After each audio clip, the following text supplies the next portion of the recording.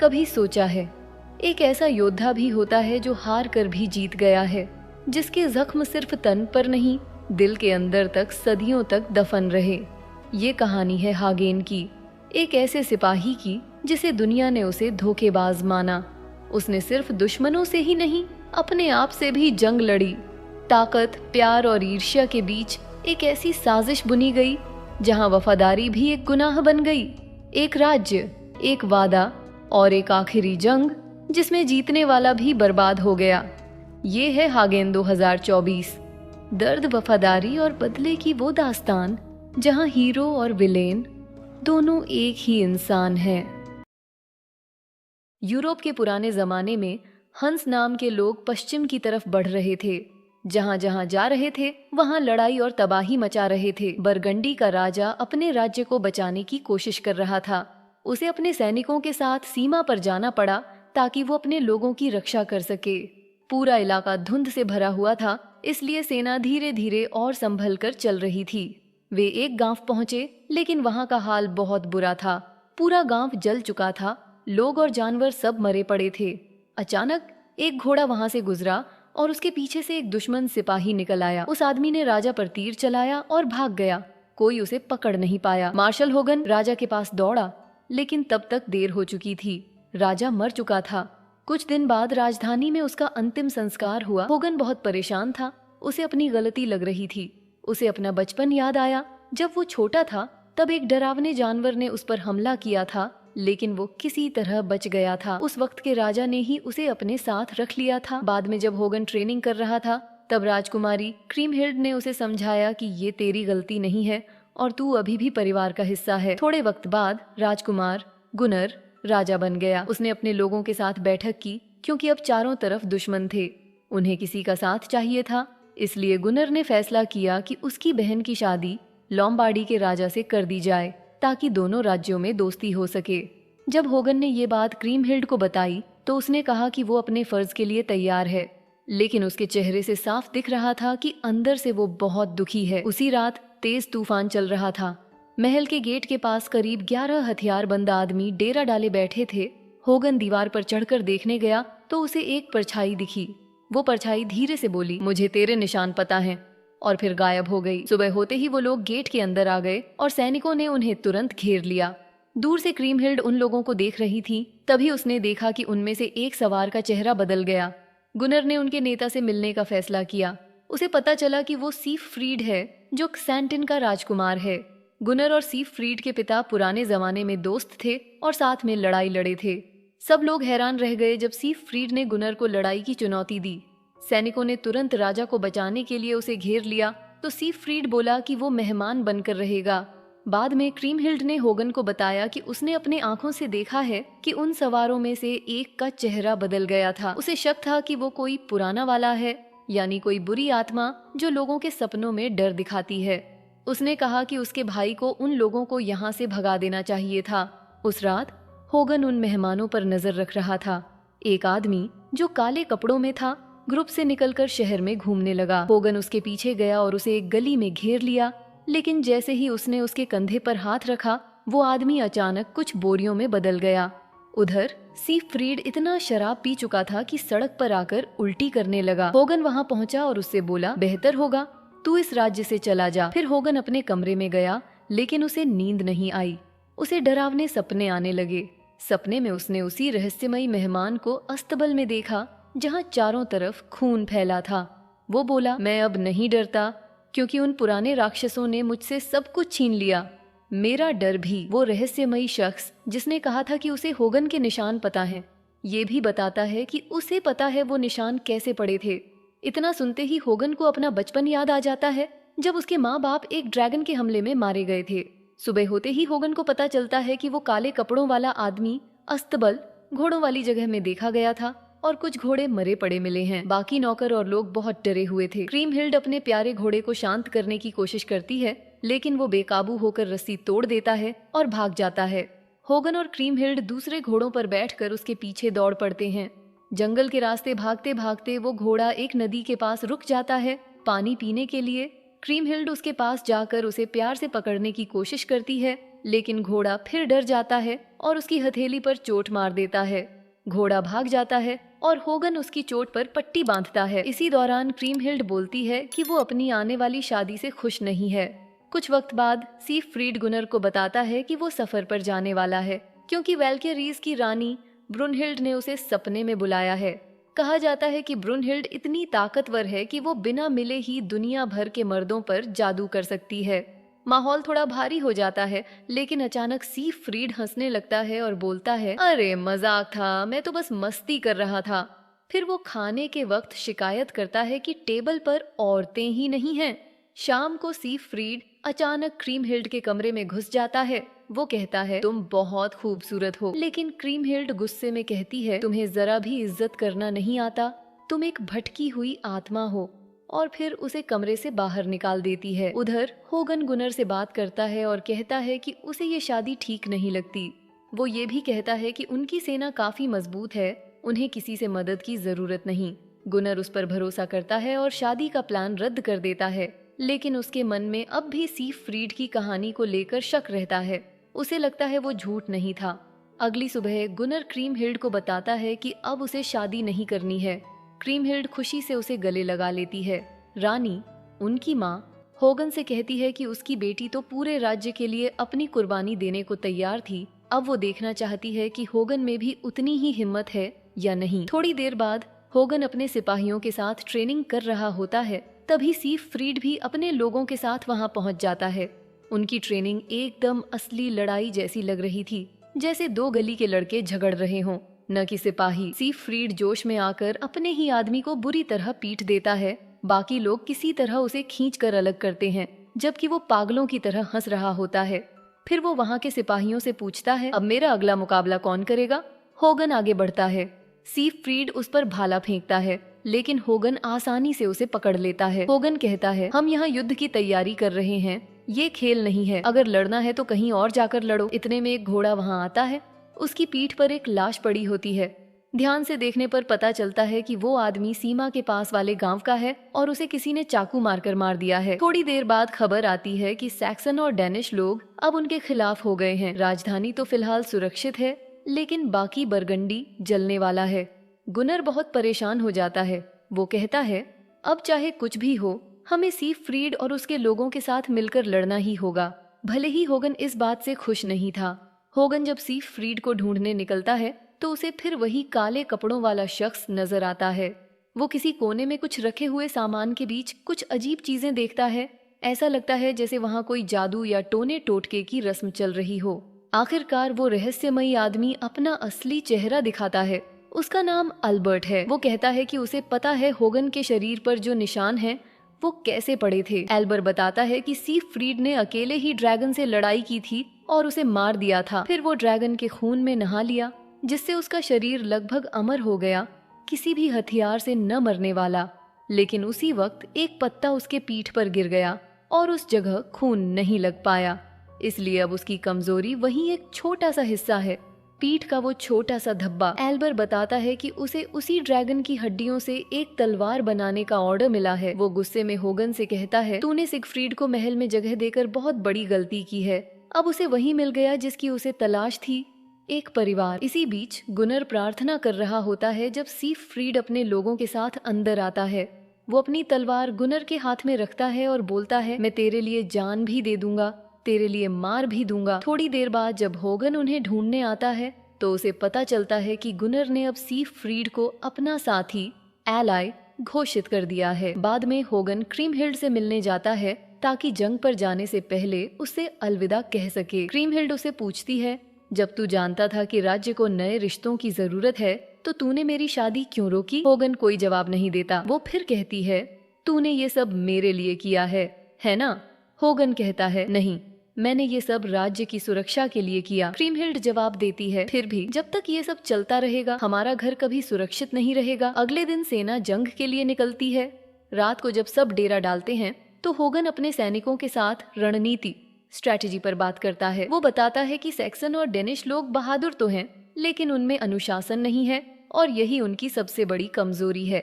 सीफ्रीड को ये सारी बातें बोरिंग लगती हैं। वो उठकर जंगल की तरफ चला जाता है।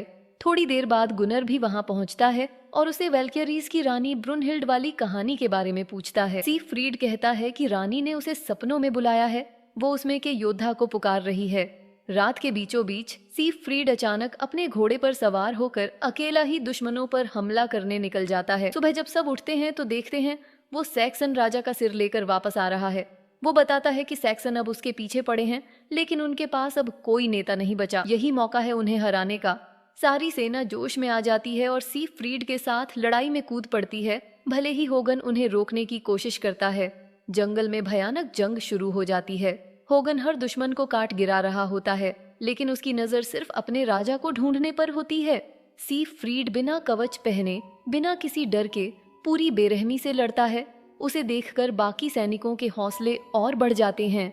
होगन देखता है कि उसका एक जवान साथी हेलमेट खो चुका है और दुश्मन उसे मारने ही वाला है। वो तुरंत दौड़कर हमलावर को मार देता है और अपना हेलमेट उस साथी को दे देता है। लड़ाई और तेज हो जाती है। दोनों तरफ के लोग मर रहे हैं।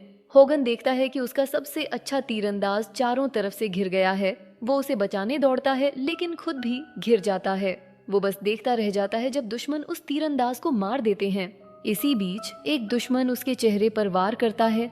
होगन की बाईं आंख चली जाती है। वो फिर भी उस दुश्मन को मार गिराता है, लेकिन खुद भी जमीन पर गिरकर बेहोश हो जाता है। अब डेनिश राजा खुद होगन की तरफ बढ़ रहा होता है।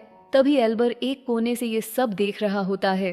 अचानक सीफ्रीड कूद कर आता है और राजा को मार गिराता है, इससे पहले कि वो होगन तक पहुंच पाए। होगन वहीं गिरा पड़ा बेहोश हो जाता है। जब वो सब राजधानी लौटते हैं तो जनता सीफ्रीड का नाम चिल्लाते हुए उसका स्वागत करती है, क्योंकि उसने उन्हें जीत दिलाई थी।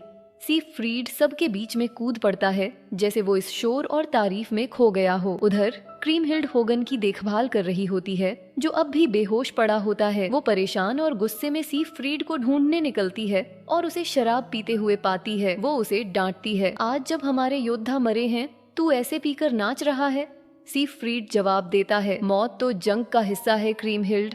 गिरे हुए सिपाहियों को चुप रहकर नहीं, उनकी बहादुरी मनाकर याद करना चाहिए। फिर वो पूछता है, वो होगन कैसा है? क्रीमहिल्ड धीरे से कहती है, शायद अब वो जिंदा नहीं बचेगा।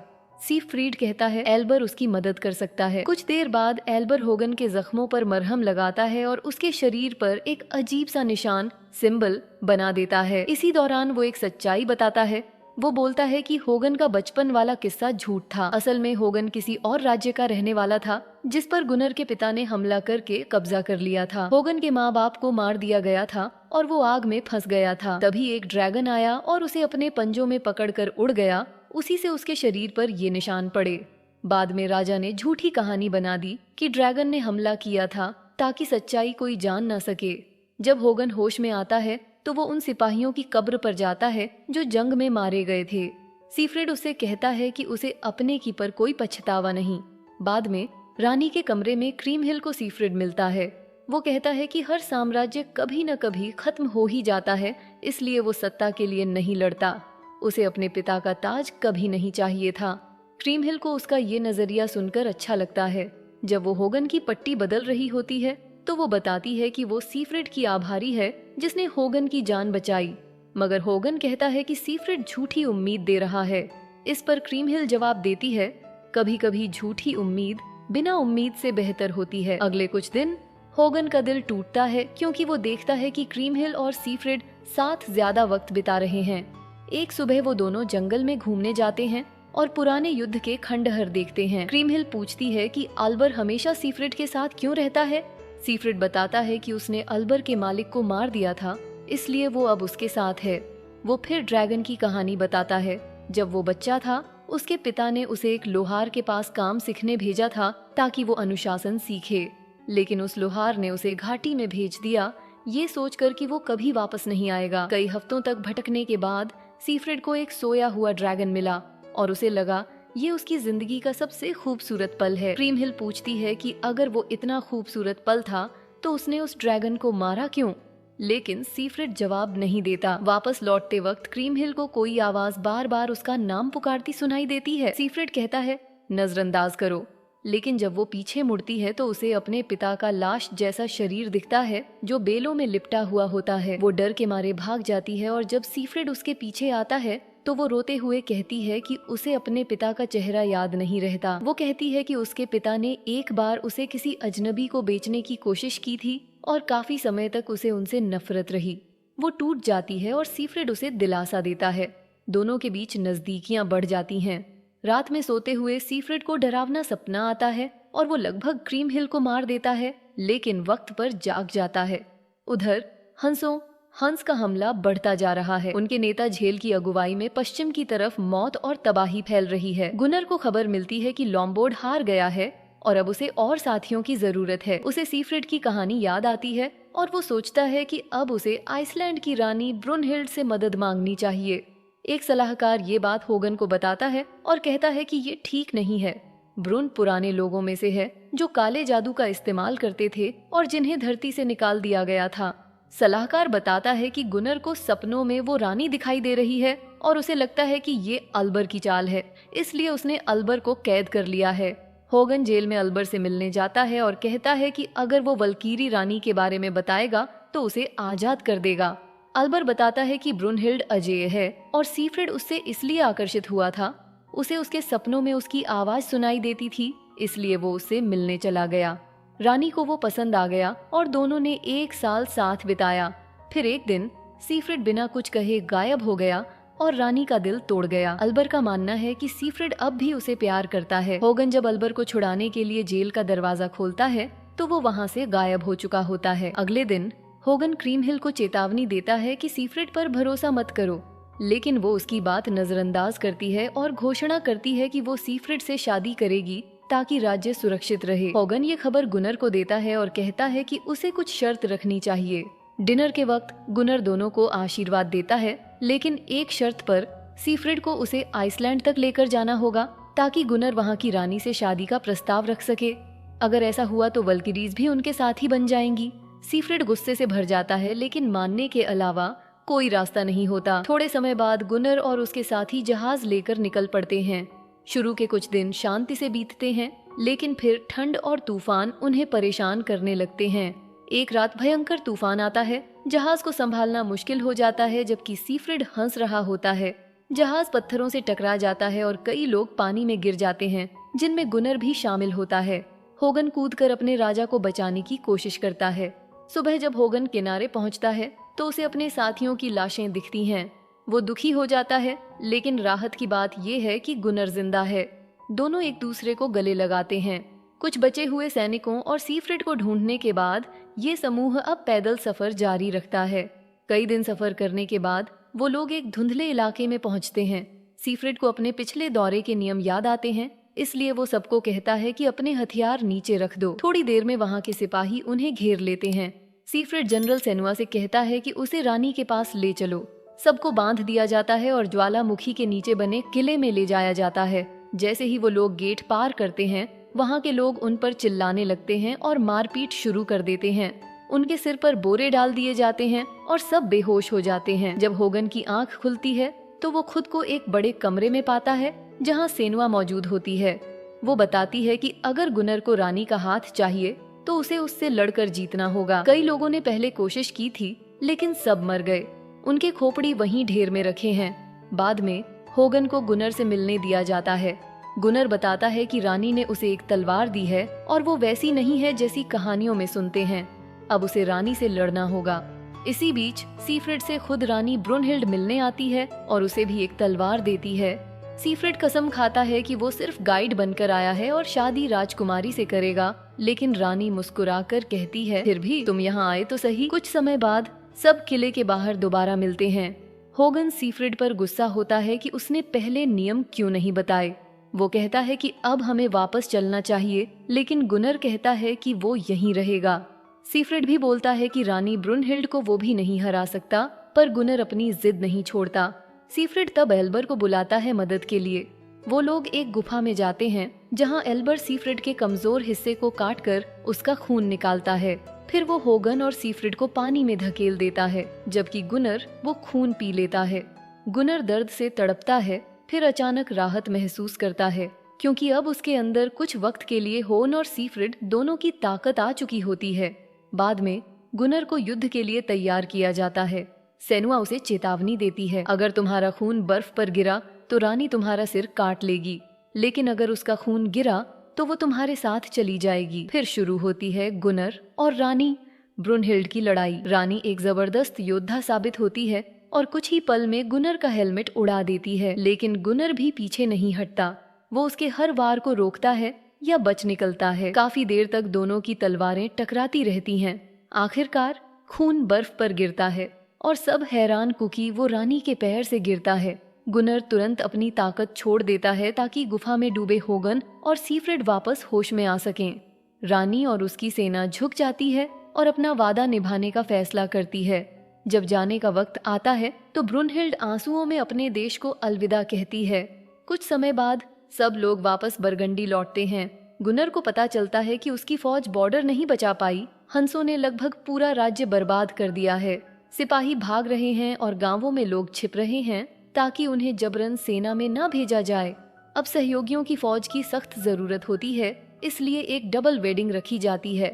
सीफ्रेड और क्रीमहिल की शादी खुशी में होती है, जबकि गुनर और ब्रुनहिल ठंडे भाव से खड़े रहते हैं। ब्रुनहिल पुजारी से मुकुट नहीं पहनवाती, वो खुद अपने सिर पर ताज रख लेती है। बाद में जब सब युद्ध की तैयारी में जुटते हैं तो ब्रुनहिल अपना गुस्सा सीफ्रेड पर निकालती है। वो पूरे सैनिकों के सामने उसे पीट देती है और गुस्से में चीखती है।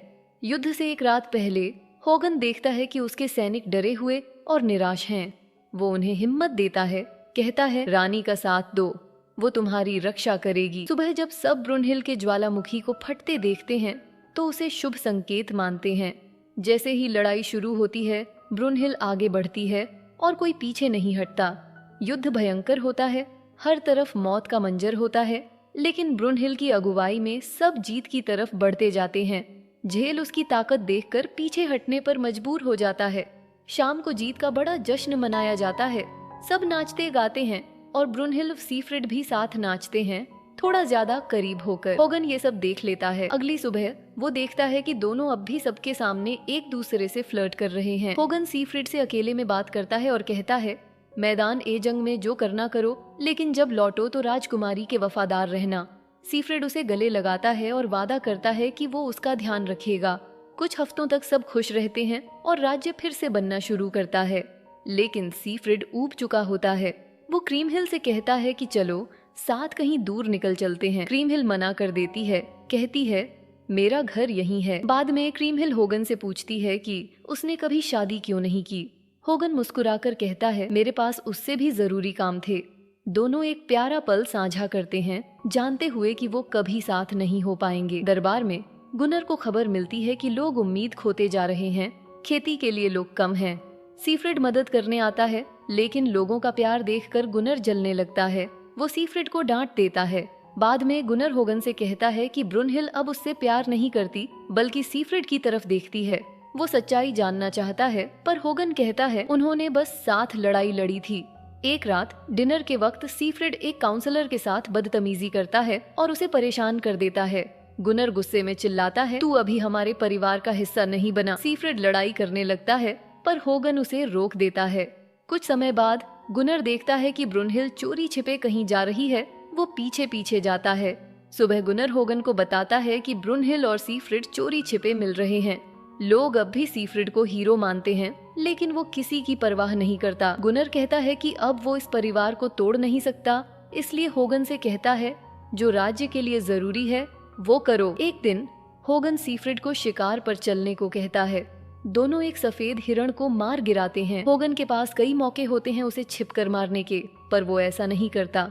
वो सीफ्रेड को तलवार देता है और कहता है इंसाफ ही लड़ाई होगी। दोनों कई मिनट तक लड़ते हैं, जब तक दोनों के हाथों से तलवार छूट नहीं जाती। फिर मुक्केबाजी शुरू होती है। लड़ते लड़ते होगन उसका सिर पानी के नीचे दबा देता है, लेकिन सीफ्रेड उसे पैर में छुरा मार देता है। आखिर में सीफ्रेड उसे गिरा देता है और गले पर तलवार रख देता है। जब वो मारने ही वाला होता है, तभी गुनर पीछे से आकर सीफ्रेड को उसके कमजोर हिस्से में छुरा घोंप देता है और उसका अंत हो जाता है। होगन गुनर से कहता है तुम आगे बढ़ो, कोई नहीं जानेगा कि तुम वहाँ थे। वो देखता है कि आल्बरिक ये सब देख रहा था, लेकिन पास जाने पर वहाँ सिर्फ एक पेड़ होता है। होगन सीफ्रेड की लाश लेकर शहर लौटता है और सबको बताता है कि उसने उसे द्वंद में हराया। क्रीमहिल टूट जाती है और बताती है कि वो प्रेग्नेंट है। ब्रुनहिल्ड भी अकेले में रो पड़ती है। अंत में सीफ्रिड के अंतिम संस्कार पर होगन कहता है कि उसने ये सब राज्य की रक्षा के लिए किया, लेकिन वो सजा के लिए तैयार है। राजकुमारी उसे मारने की जगह श्राप देती है, तू जिएगा और सीफ्रिड के बेटे की सेवा करेगा, तेरे लिए मौत से बड़ी सजा यही होगी।